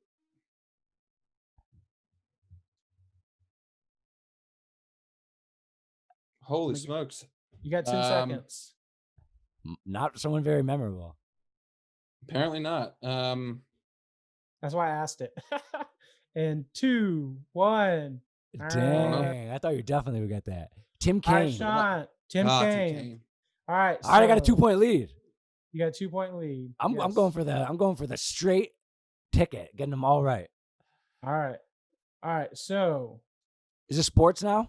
this is sports now. All right, starting 6-4, right? 6-4. David. Sean, wait, Sean, did you start with history questions? Yeah, now we're doing sports. But doesn't Sean get one more history or no? Oh, yeah. Sean, you get one more. Thank you. All right. Sean, history. How many airplanes were hijacked on 9/11? 4. Correct. Woo! 7-4. All Imagine right. if the one would have went into the White House. That would have been wild. All right, sports. All right, David. What year did Tom Brady win his first Super Bowl? The Super Bowl itself or the season? It was The Super Bowl itself. Well, 2002. Yes. All right, 7-5. Sean, what number NBA pick was Kobe Bryant drafted? Like what? Yeah. When was he drafted? What number? 16 to the Charlotte Hornets. Incorrect. All right, David. What? 13. 13. Unlucky All right. 13. All right, so that would make you 7-5, David. All right, 13 was right. Yeah, 13 was right. That's crazy, right? All right, 7-5. All right, David. All right. What college does Kyle Allen of the Buffalo Bills play for? Montana. Incorrect. No, fuck. Kyle Allen? You mean Josh Allen? Josh Allen. Yeah, that was. I was thinking of Kyle Allen, but even though he didn't go to Montana. I know the answer, but I got messed up because of. Do I get the answer again or no? I'll give you. I'll leave it to Sean. I know the answer, but I'll let Sean tell me if I get the answer. Sean, you got 10 seconds. You can go again because Kyle Allen's a different person. Yeah. Do you know the answer, Sean? I don't. Okay, so then it's Wyoming. It's Wyoming, yes. So it is now 7-6. Okay. How many more? All right. One. You get one more. You get two more. I get one more. Okay. Yes. I'm in the driver's seat. All right, 7-6. Sean. Who is known for the movie He Got Game and the nickname Jesus Shuttlesworth? Ray Allen. 8-6. Sean. All right, David. Last question for you. What Red Sox pitcher played with a bloody sock in Game 6? Kurt Schilling. All right. I always hated that. Like, ooh, a bloody sock. Ooh, it's like. All right, 8-7. All right, Sean. This is probably the hardest one. Ooh, if I get it, I win. How many gold medals does Michael Phelps have?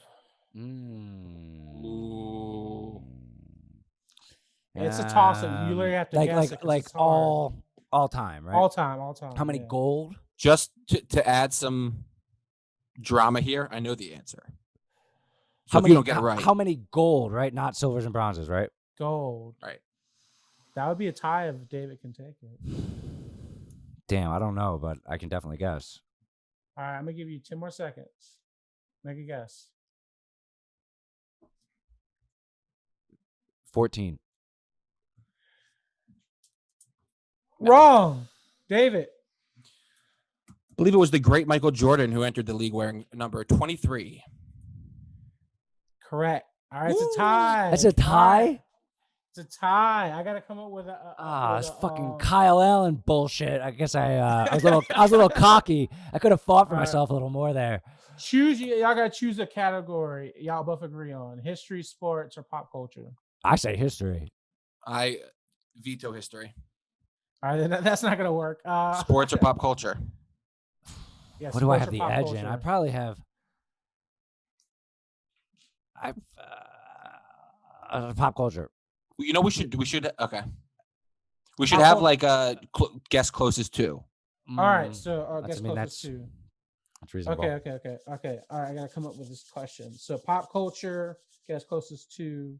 All right, what year was Eminem's first album? Who goes first? Since it's that's the first person to answer. 1997? 1999. We're talking about. All right. David says 7, and Sean said 9. So it's going to be who's closest to. And the winner is David. What? Was it 90? Was it 97? It was 96. So he was closest. Fucking tits, dude. Do you want? Should I mail you a shirt and tie? Like, how do we do that? I could pull one out. Damn it, dude! I had a commanding lead with Marco Polo. It was really Josh Allen. Yeah. Josh Allen fucked me. If Kyle Allen's the quarterback for like the Redskins, he was or the Vikings.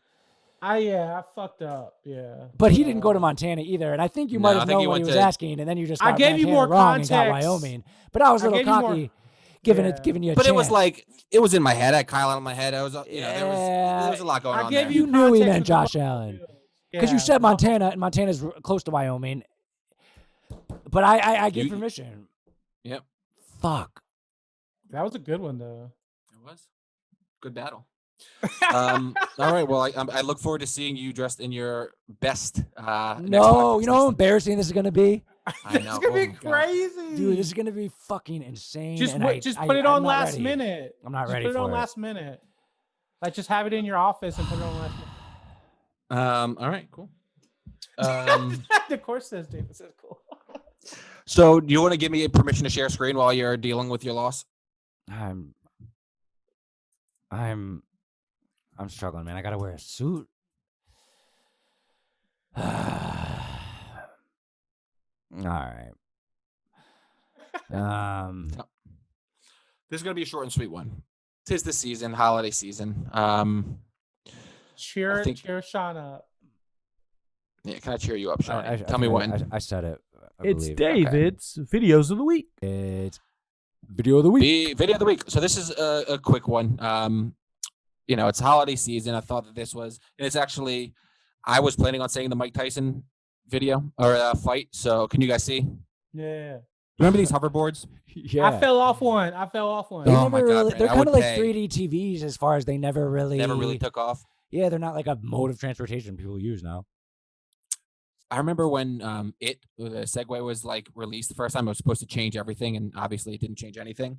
But this is why hoverboards never really took off, in my opinion. This is a big man. This is a very big man. Oh my God. Ooh, that's exactly what happened to me. Listen to how hard he falls. People get cocky like this.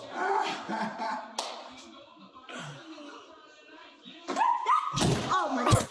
Oh. He's taking it Brandon, that happened to you.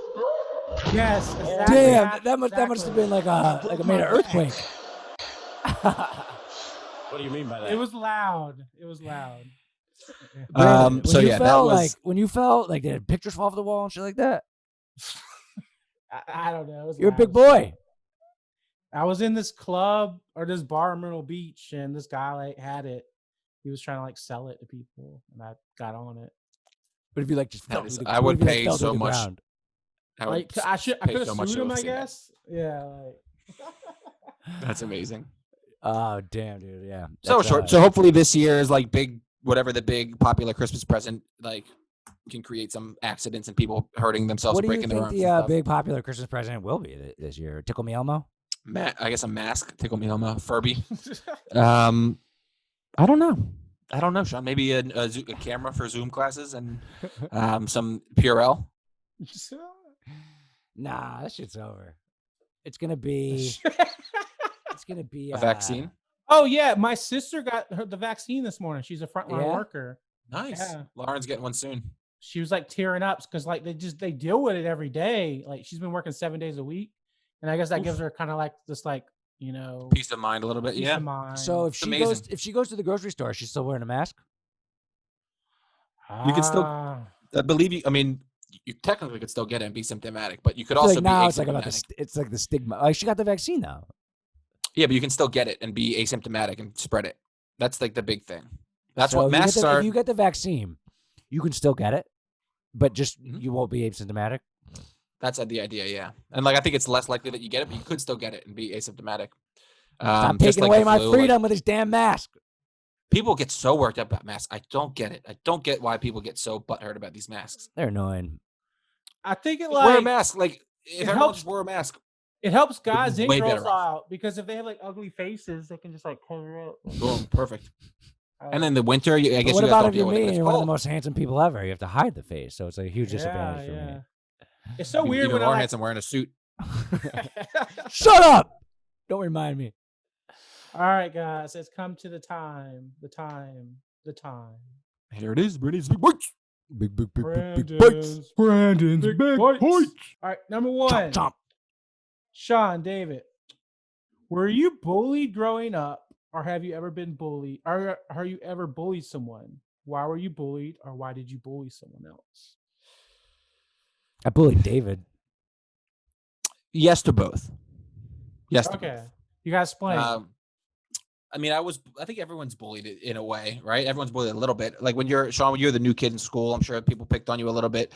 Whenever you're like, you can be an easy target. I learned very quickly how to deal with being bullied. Maybe it's because I had older brothers, but if people are picking on you and making fun of you, if you join in and you laugh at yourself, it's no fun to like make fun of somebody.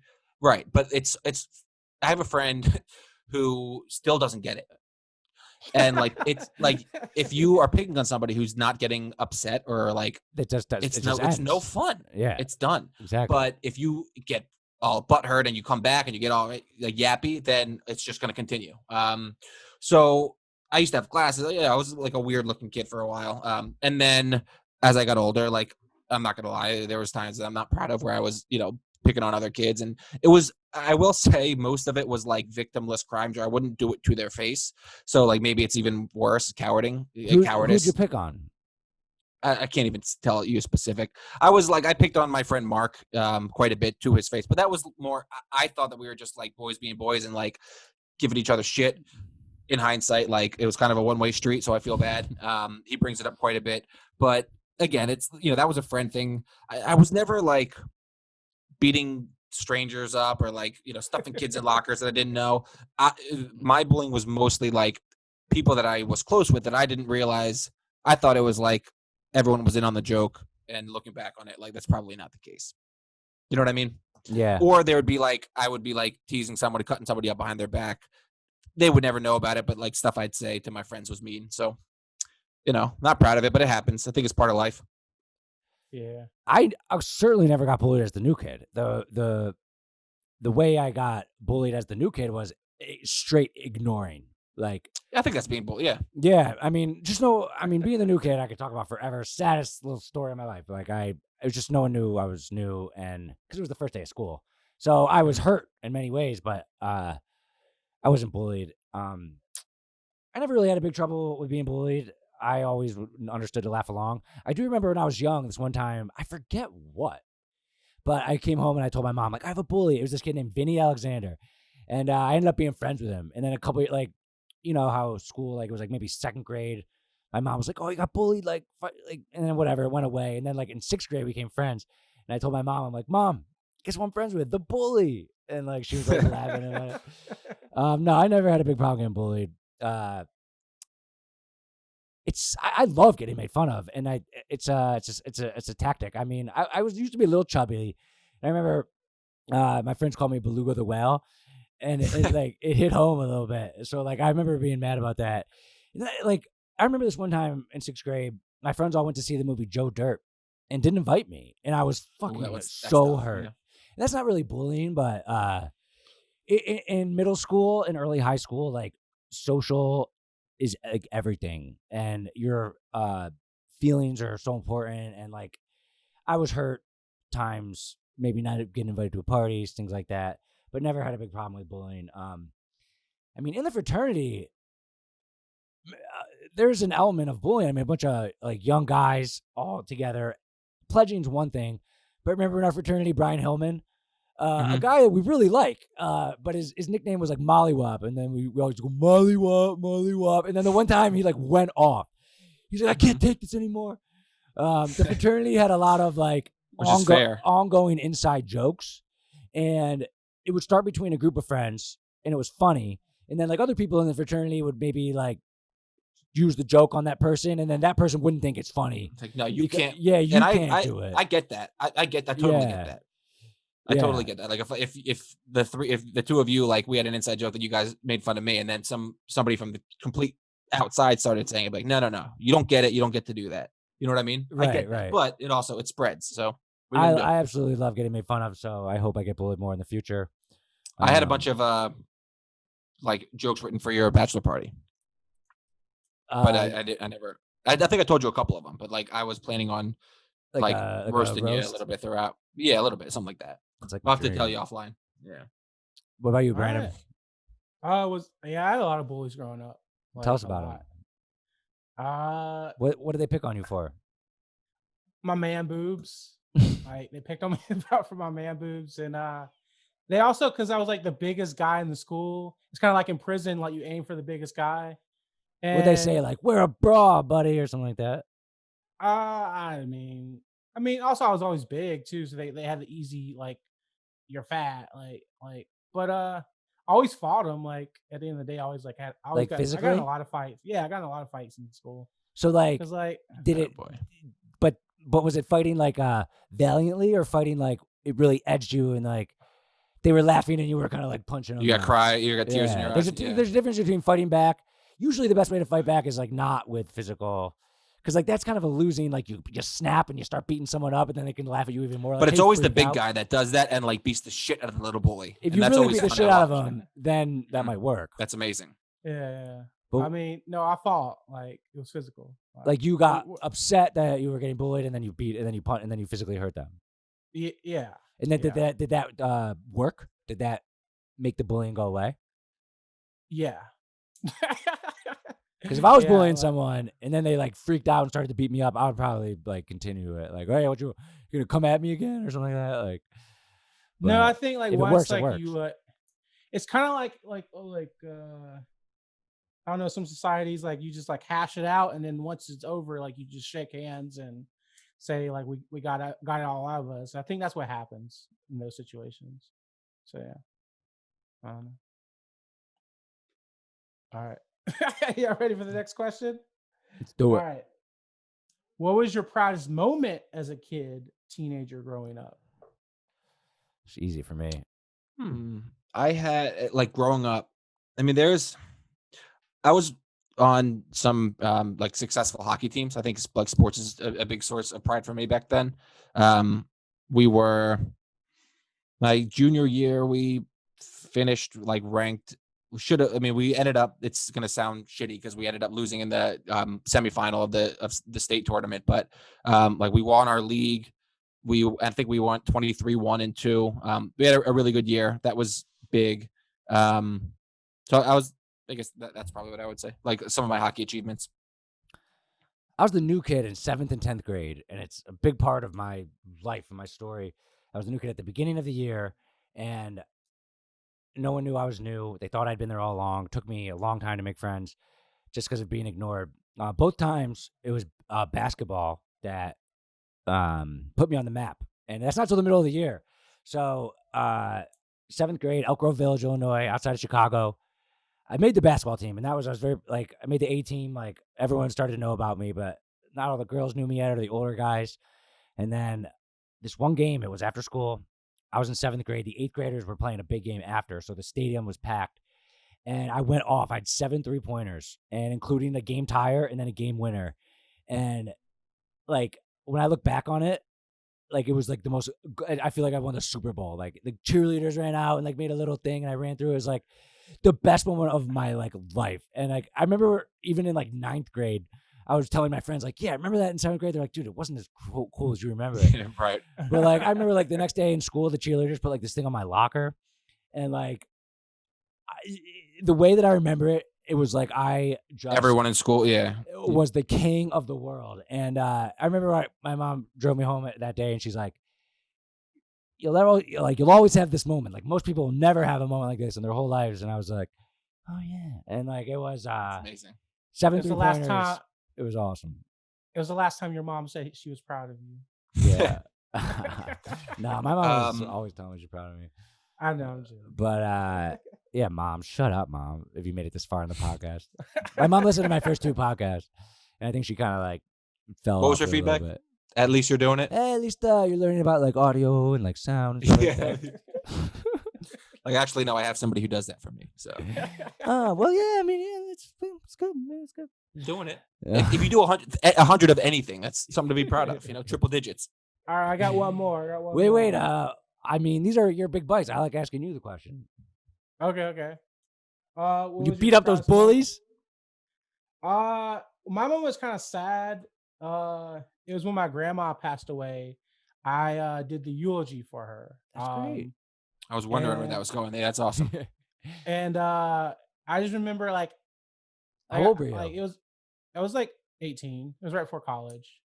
But I just remember like I'm a pretty good speech writer when I want to be.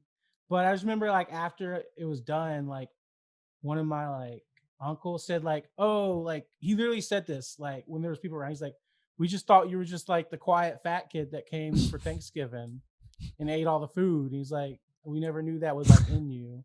He literally said that to me, and I was like, it was like a You're compliment. like, thanks a lot, dickhead. Yeah. But yeah, it's just it was like kind of like my like coming out of my shell moment for the first time. So Love it. That's awesome, Like, man. did you volunteer to do that? yeah, it's just something that like I was just like in my heart that I had to do. So No one else stepped up. no, I mean, Were you I close? just- You were close with your grandma? Yeah, she was like 3 houses down from me. So Nice. 3 doors down. Well, that's a nice way to pay tribute, man. Good for you. yeah. Yeah, man, I'm proud of you. All right. Question 3. What is the best trait about a woman? What's the best feature about a woman? And what's the best thing a woman has ever done for you? I say the best trait Be- is like not being jealous and just like Yeah. being like just like cool. I mean, not being jealous Yeah, I- specifically, that trait. It's like Jealousy being is so confident enough annoying. in Right. themselves and you. Yeah, I agree. Yeah. That's That's my that's trait. big. Yeah, I would say that, or I love like a sense of humor. I like when people laugh at my jokes. I equate laughing at my jokes to having like an incredible sense of humor. So like my Lauren is still always laughing at my jokes, no matter how dumb they are. Like at least Shelby twice a day, never I get laughs like at my belly jokes. laughs. I know. Disappointing. Which is also Shelby funny. doesn't laugh at your jokes? No. Shelby laughs at my jokes sometimes, which is like Shelby thinks you're funny. feel like She doesn't it's- think I'm funny. And like I'm it's hitting her with funny. these like hilarious jokes. I'm like wasting them on her. Does she say that out like in the podcast? Thinks I'm funny, or just like in general? She's like, "Oh, David is a funny Yeah, guy." she just thinks you're funny. Yeah. Thank you, Shelby. No, it's fun when people laugh at you when you try to be funny, but it is like if I tell jokes that like I get no laugh or no reaction, I'm like, did you? Like Did you wow, I don't this know if you person didn't has hear no sense of me humor. or like what? Oh, you must just like not understand what I'm saying because like it's very funny what I just said. So you just don't. You're not smart enough to get it. So yeah, that's good. What was it? The feature? Like physical? Yeah. I think like this is gonna be underrated, but like a face. Nobody ever talks about a face, like a pretty face. Big old titties. Yeah, no, I think Faces. that's I mean, what would obviously, say. face is pretty important. Huge. Mm-hmm. Like, you could have a perfect body, perfect hair, and like it's just like a fucked up face, and like you Teeth as well? You won't be like a 10 or whatever. Right. I think we know what you're gonna say, Sean. Eyelashes. What yabos? Yeah, I don't know. Just healthy, like just healthy body. Oh, I thought you Healthy meant okay. hourglass. I thought you meant like an immune system. Yeah. I like boobs. And I then- mean, but I don't know if that's the most important feature. I mean, yeah, a face, skin, like breath, like smell of skin, like just not like Overall hygiene. hygiene, Yeah, like that's a good one. not just like, ugh.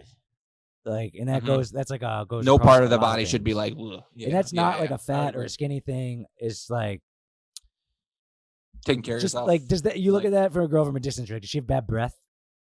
Mhm. And in that case, I guess teeth, like teeth. Yeah, that's what I said too. Yeah, Teeth. teeth. So yeah, I'm going with teeth and breath and And breasts. then what's the best thing a woman has ever done for you?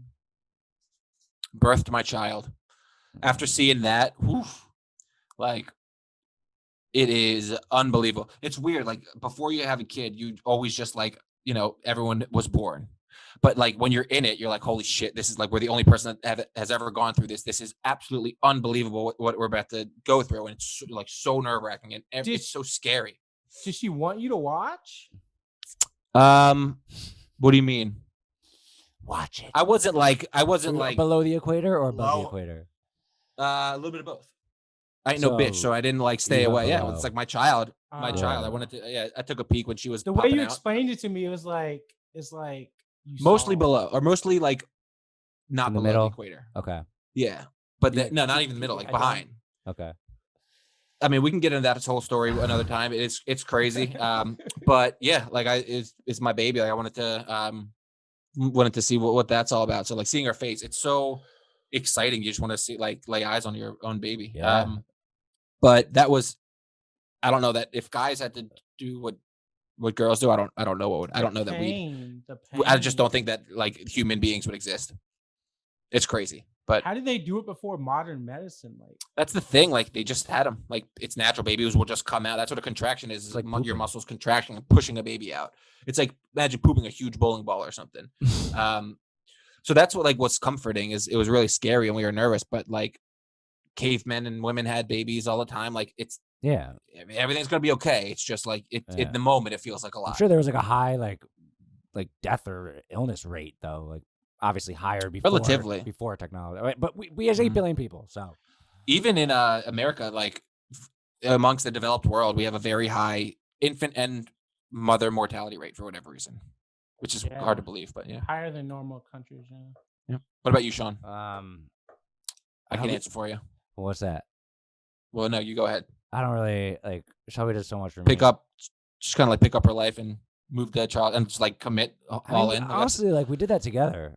I know, but Before that, like quitting her kindergarten job to Mhm. work for the company full time. She Yeah. believed in you. Yeah, that's what I mean. Yeah. But that's not gonna be my answer. I'm gonna go a little more like petty. Like every morning we go to the gym 5 a.m. and we Mhm. always drink like a juice before, like a little pre-workout, and she makes it for me every single day, and I never have to like worry about having that. So that's like There you go. that's not like a one-time thing, but that's something I really like appreciate. It's a habit. Yeah. Yeah, and like also on the 5 a.m. gym thing, like her waking me up helps so much. Like I would, if I was by myself, I would sleep in and miss it so many more days. So her get me up, and then once I'm up, I'm good. So like her get me up every day, and yeah. This one time I love it. This one time I locked my keys in my car like in the middle of Philly, and she had to teach the next day, and she woke up in the middle of the night and came to get me. So that was nice. Oh, Lauren like saved my life when I cut my arm in college. We like just started dating, and I remember that I was with Joey. Yeah, and she drove me to the hospital and all that. Yeah, and they were like, "Dude, you lost so much blood. Like, Oh, God. you had to get here like right now." There was like towels and towels of blood. And she was studying for a test the next day, so that was pretty cool. Yeah, we're lucky guys. That We're was lucky like guys. 11 years ago. Yeah. All right, big bites. What about you? The Best best trait trait. about a woman. Foreign. Her Just intelligence. ethnic. Her intelligence. all right. I like a woman who's like I even tell the women this. I like them if they're smarter than me.